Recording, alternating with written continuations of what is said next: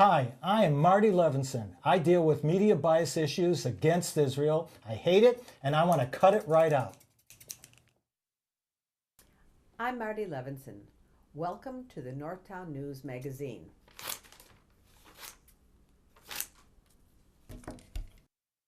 Let's ring in the new year 5777, a year of health, happiness, and good luck for Marty Levinson.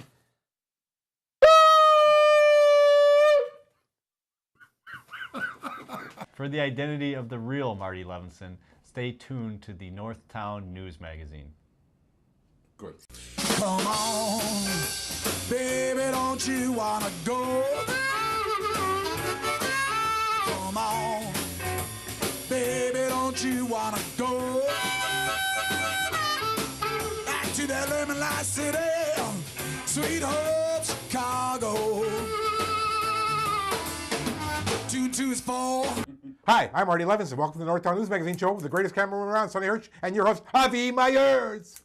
Thank you, Marty. Avi Myers, Northtown Neighborhood News Magazine. A presentation of Sonny Hirsch and myself. We're on the web at www.ntnm.org. Over 250,000 shows watched. Community policing. And they've added 2 officers to each district. We congratulate them for doing that. Up to 5 now, at least that's something. And that's caps24.org for the 24th district, which is Rogers Park, West Rogers Park. And a little bit of Edgewater. Sonny Hirsch, in his spare time, is chairman of the District Advisory Committee. No more elections for a little over a year, and that'll be nice. So we're going to catch up on other parts of life, and that includes the police department. And one of the most vocal people that actually I had the pleasure to meet when he was in 24th, through Bruce Rotner, who was commander. I don't know if he was commander. I think he was commander at the time. Yeah. And that is Peter Koconis. How you doing? Good. How are you? Good. Now, it certainly has been anything but quiet with the police of late. And some of the stuff going on, I have to say, as somebody who's seen up close, not as a policeman as you have for so many years, but somebody who, in the role, in various roles, a lot of it as a reporter, a lot of it as a, is working with the police beat in the CAPS program, and just being in the neighborhood, it's like, I can't believe the way the police force is being demonized. You're looking at a whole bunch of really decent people for the most part, and they find 1 or 2 things wrong, and they want to turn everything upside down. Yeah, unfortunately, the climate today is, let's hit on Black Lives Matter. Let's go right for the jugular. Here's a movement that started with Trayvon Martin and Zimmerman. It was started by 3 women with absolutely excellent intentions on what the movement was about.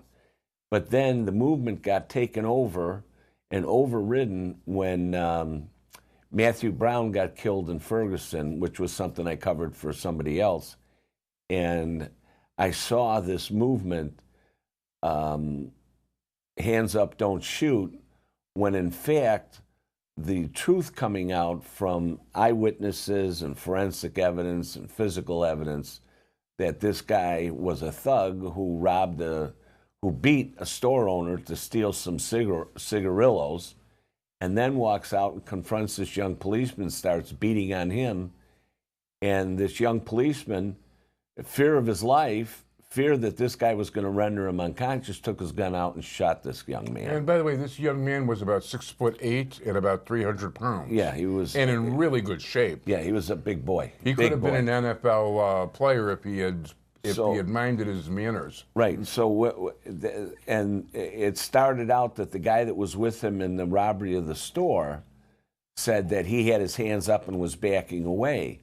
Well, after a couple of weeks, and the district attorney presented all this information to the grand jury and let a grand jury decide, well, all the evidence showed that the young man that said he hands up, don't shoot, was lying, and all the other witnesses said that this guy attacked this policeman, and there was forensic evidence with DNA and everything inside the squad car. So now this movement then takes off. So every time, now for 3 weeks in Ferguson, it was insane. And now the movement takes off to whenever anything happens anywhere, they're blaming the police for doing this, they're blaming the police for doing that. Now we get the Department of Justice comes in here, and they want to rewrite how we police. Well, if you take a proactive police department and you make it reactive, you're suffering. When your police aren't allowed to go out there and make the street stops and the car stops and get these guns off the streets, if you're going to have a movement with Black Lives Matter, what happens, or what do you do when we have 734 people shot and killed in this city? When we have over 4,000 people shot? What do you do when 75% of the people murdered are black? When 71% of the offenders are black? So this is black on black crime. And I don't see Flager and Jackson and Sharpton and Jamal Green and these other Black Lives Matters people walking in Inglewood at 10 o'clock at night trying to stop these murders.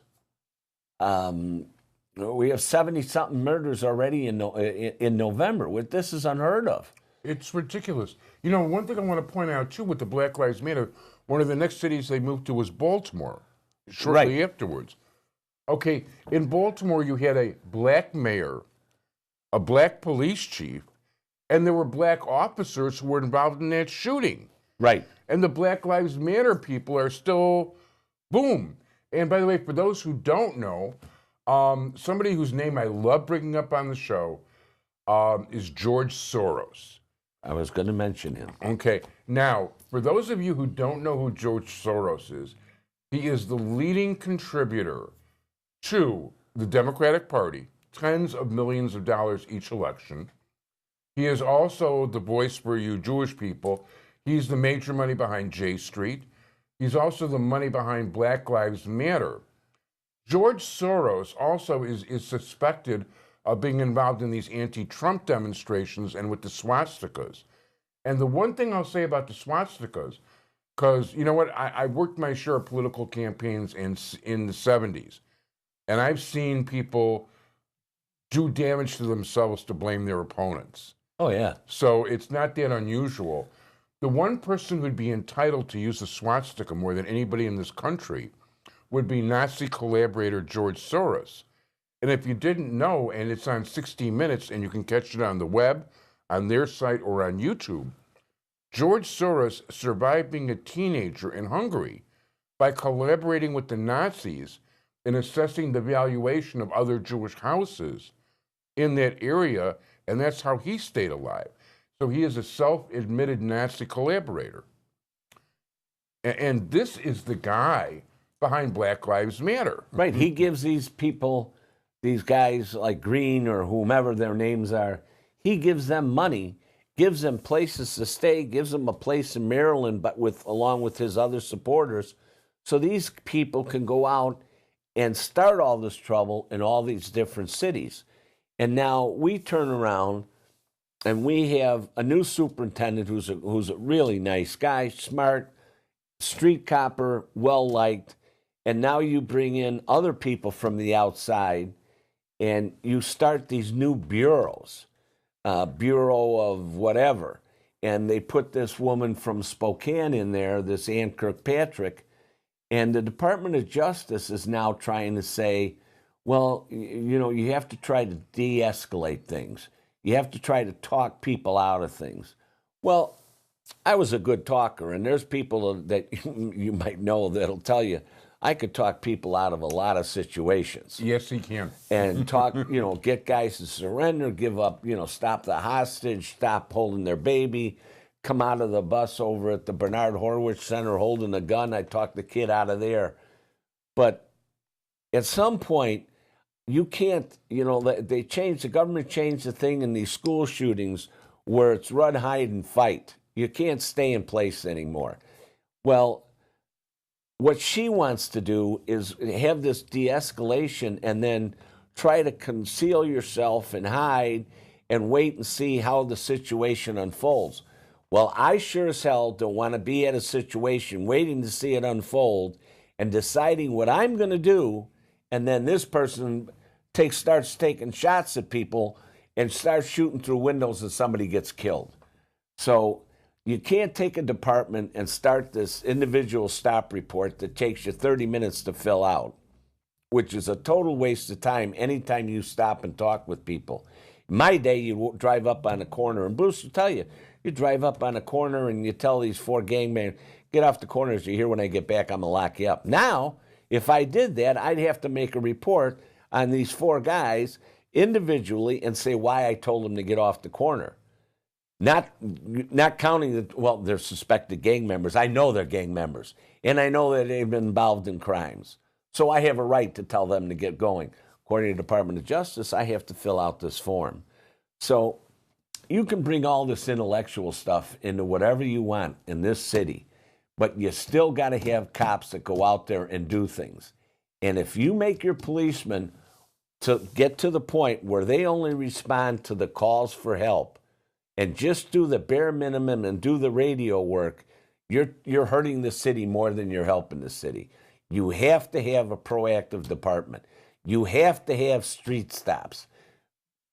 Our president-elect may not be the most brightest guy in the world, but he understands that the more active you get, the more chance you have to stop killings. 734 people killed to date in this city is ridiculous. 4,000 people shot in this city is ridiculous. New York and LA combined don't have the number of murders we do. New York and LA combined don't have the number of shootings we do. And New York and LA combined don't recover the number of guns that we recover. So who's doing all this work? It's the policemen that are protecting you. That's right. And the fact is, you know what, even before the present problems, the Supreme Court, among others, have done so, and the ACLU have done so much to make a policeman's job harder.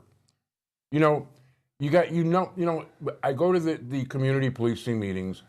We know who the bad guys are. The cops know who the bad guys are. The neighbors know. And you can't touch them. There's so many rules and regulations and red tape and this and that and the other thing, and you know exactly what's going on. You're not, the Supreme Court ruled against dispersing people on street corners when you know it's a gang meeting. Right. There was an incident, I had lunch yesterday with some ex-deputy superintendents, some chiefs, and some current commanders. And an incident came up that we talked about in the old 15th district. There was a guy named Pac-Man who was running roughshod over the district, doing home invasions, robberies, whatever he wanted to do. And the police and the people came to this community policing meeting, and they spoke up, and they said, listen, this guy's robbing us. He's doing this. He's running a criminal enterprise here. And the commander at the time, Leroy O'Shields, he said, all right, he says, let's find out what's going on. And he opens the door, and he lets Jackson walk in. So here's a guy that listened to everything and heard everybody complain about him, and now he has a venue where I know who's coming after me, I know who said what, now I'm going to get even. You go to some of these CAPS meetings, I went to some, up on Howard Street, up on Pratt, you'd have gangbangers in these meetings. Now, if I'm going to say something, I'm worried about what that guy's going to say to his other friends. Now, so what can I complain about? This CAPS meeting is a scary place. In those situations, I agree with you. Thank God at our meetings, I can't speak 100% now because we don't have the same continuity we used to have in the police department. That's supposed to change a little bit shortly. Well, frankly, I'm very fond of what the new commander has done, the new superintendent has done so far. And he's going to get rid of some of this nonsense that's been going on the last few years. He's a good man, but you can't have a top-heavy police department. You can't have all these thinkers come in. You got to get the guy that wears the blue shirt and the frontline supervisors, the sergeants. You got to get them to understand what you want done and then invoke a plan and how to do it. No, that's exactly right. And the fact is, why these guys are trained, these guys are doing this, their whole lives every day. You got to be able to trust these people, and we could talk a lot longer. We're starting to run out of time. You know, and as far as outreach, you know, I send out all the flyers I get from the community policing office. For years and years and years, I've been doing this for 20 years. I haven't had email, but about 15 of them. I send out flyers begging people of various race, creeds, religions, and colors to join the police department. The opportunity is there. They want you to do it, and they don't come forward and do it. It's crazy. The police department does so much, and they try so hard to bend over backwards and do things right. And some interloper comes in over one incident, or maybe two, and want 12,000 people to change all their habits in a city to change their habits over this nonsense. It's ridiculous. It's beyond ridiculous. You're right. Anyway, Peter Koconis, you're going to come back on soon because I'm going to get on a real big police kick right now. All right. Because, you know what? Thank you. Oh, and by the way, next time Black Lives Matter group, I'm going to talk to you about reparations for all the businesses that were destroyed by the Martin Luther King riots in the 60s. Well, what about the guys that lost businesses in Ferguson? Exactly. And anyway, we're going to go get you guys. Anyway, thanks a lot, Peter, and good luck in your endeavors. Thank you. Have a nice holiday. Happy New Year.